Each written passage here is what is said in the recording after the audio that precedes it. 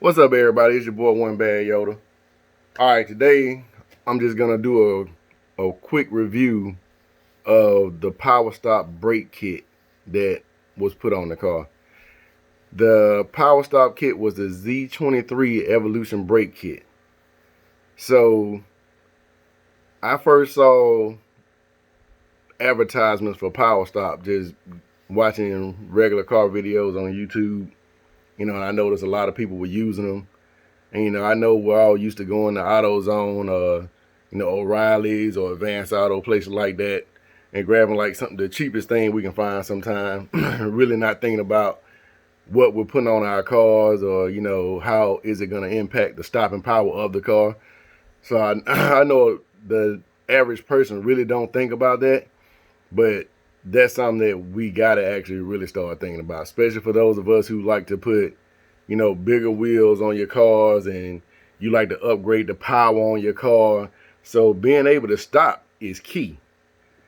One thing I notice about these Power Stop brakes is that when they heat up, you don't hear no noise from them. They stop. They stop. I give them that. They stop. I'm looking at my eyebrow right here. But but I just think it's funny because you'll have people put 24-inch wheels on a car and not think twice about whether or not to upgrade the brakes. The one thing that might be harder or might be a little bit more complex for people to understand as far as changing what would probably be the calipers. If you have one piston caliper, two piston, it all depends on the car. So sometimes you might be able to get, if you have one piston, you might be able to get two piston. All depends on the car. So everything isn't going to be made for every car.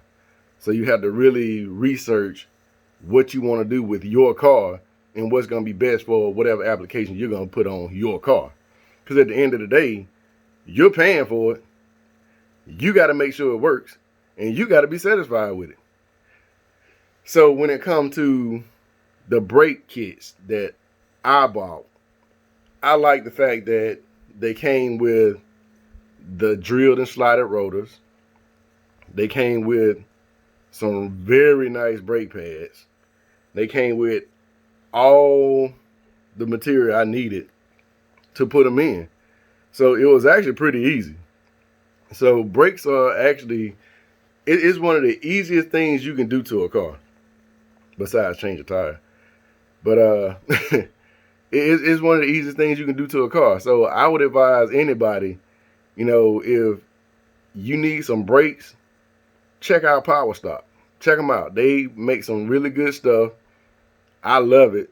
Right now, the car has been driven well over 2,000 miles with these brakes on it, and it continues to perform well. It continues to grab very easily.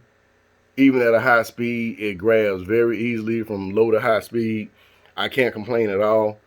So I would recommend Power Stop brakes. I would.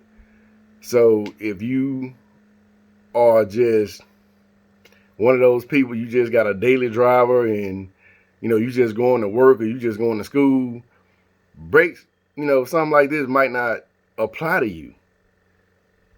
So, but for those of us who like to customize, who like to do little performance stuff to our car, we want to go faster, and it ain't necessarily got to be going faster. It can just be the fact that, okay, I'm upgrading my wheels, so I'm going to upgrade my brakes to go along with my wheels, because I want to make sure, having a bigger wheel on my car, I got the proper brakes on my car so I can stop. Some of y'all don't be trying to stop in time anyway, so that's why you wind up hitting stuff. But I really like the Power Stop brakes. So another thing I'm going to talk about is the K&N Cold Air Intake that I bought. Really satisfied with it. It changes the sound of the car. You can tell it's something else under the hood with it. You know, you can tell that. So even before the exhaust got done on the car, you could tell the difference in how everything was responding and sounding with just the cold air intake on there itself. The one I bought from K&N, I bought it directly from the K&N website. it gave the car a gain of about 7+ horsepower and about the same average on torque. And that came from the dyno sheet directly from K&N. So it's another one of them things that, you know, you got to research. You got to think about stuff before you buy it. So think about the company you buying stuff from. You know, is this something that I'm going to spend so much money on, and then a short period of time down the road, I got to replace it because it broke, or I got to take it off because it ain't working. So take into account certain things when you're actually thinking about getting stuff like this, because it's not cheap. You know, it isn't cheap by far. But you also want to make sure that you're getting the most bang for your buck, as some people like to say, and you're actually getting the performance upgrade. No one wants to spend that much money on something and the car still runs the same. That's like upgrading your exhaust system and it still sounds like it came from the factory, you know. Or, you know, you go and get an exhaust system and you want it to be a little bit louder, but it still sounds like a hybrid. So just think about where you're getting stuff from. And one thing that I noticed that has been an issue with cold air intakes, just for me, just my opinion, I noticed when I had my charger and I got the cold air intake put on, the MAF sensor wind up acting funny. Because one thing people don't understand is when you have a factory air box on a car, that computer, when that car is running, that computer is used to a certain amount of air coming through the system. So, and a lot of times it's a closed air box. So it's not open like most intake systems are. You know, it's not like that. So when you put a cold air intake system on a car, keep in mind that now the car has to learn all over again the amount of air that it's taking in. So the computer sometimes might be like, oh, I don't know what I'm doing, and it might mess up. And that actually played a role in me replacing the MAF sensor on the Avalon.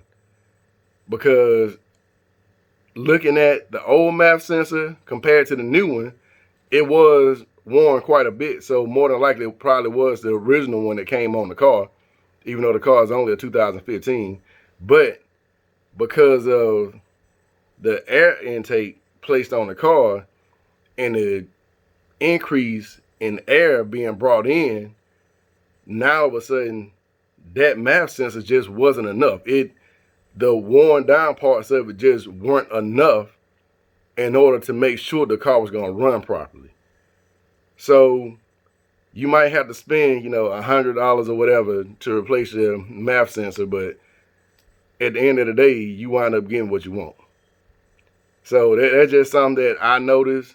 You know, I don't know what it is about certain cars that where they just, you put a cold air intake system on there and then all of a sudden, you know, they just forget how to breathe. So an engine has to breathe. So just keep in mind whenever you're doing stuff, it might be little things that might go wrong. Everything ain't perfect. So you can sit there and go through the instructions step by step, you know, once, twice, 3 times as nice, and something still a mess up. But that's where your troubleshooting comes in. So just be patient when you're doing this stuff, because it already takes enough time and money to do this stuff. And, you know, you out there, you trying to learn. And I'm just like everybody else. I'm learning too. So when you're doing it, take your time. And if something don't work right, go back, slow down, go through it, and just double check yourself. Nothing wrong with double checking yourself. I will triple check myself if needed, just to make sure I got something right. Because it might be that one little detail that you missed, and now your car running crazy. So just keep in mind with that. I'm completely satisfied with the intake system. I'm completely satisfied with the brakes. I get some pictures up, so everybody can just see the setup, the setup itself instead of just on a video. So everybody can just kind of see how the setup is on an Avalon and see how the setup is as far as how the brakes and everything look, how the rotors look on it. And, you can decide for yourself on what you want and how you want to do yours. So we all got our own style. I just feel like swag is such an overused word these days. But we all got our own style. So your car has to represent your personality. It ain't about nobody else. It's about you. Because when somebody see that car coming down the street, they're going to think about you as a driver. So it represents you.